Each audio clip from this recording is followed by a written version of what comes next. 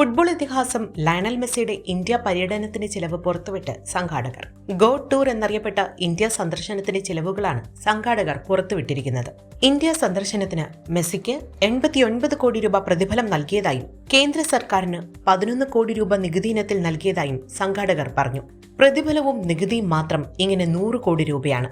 ഈ തുകയുടെ 30% സ്പോൺസർമാരിൽ നിന്ന് കണ്ടെത്തിയതായും ബാക്കി 30% ടിക്കറ്റ് വിൽപ്പനയിലൂടെ ലഭിച്ചതുമായാണ് കണക്കുകൾ വ്യക്തമാക്കുന്നത്. ഏറെ ശ്രദ്ധേയമായ പരിപാടിയായിരുന്നുവെങ്കിലും മെസ്സിയുടെ വരവിന് പിന്നാലെ കൊൽക്കത്തയിലെ സാൾട്ട് ലേക്ക് സ്റ്റേഡിയത്തിൽ സംഘർഷമുണ്ടായിരുന്നു.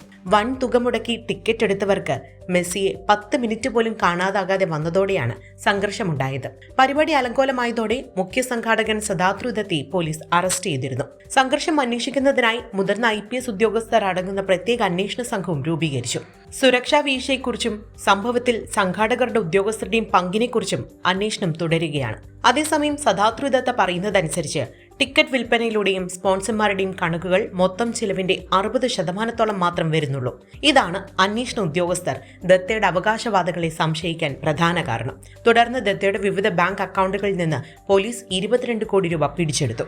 മെസ്സിയുടെ ഷോയിൽ കള്ളപ്പണം ഉപയോഗിച്ചിരിക്കാമെന്നടക്കം അന്വേഷണ ഉദ്യോഗസ്ഥർ സംശയിക്കുന്നതായി വാർത്താ ഏജൻസികൾ റിപ്പോർട്ട് ചെയ്യുന്നു.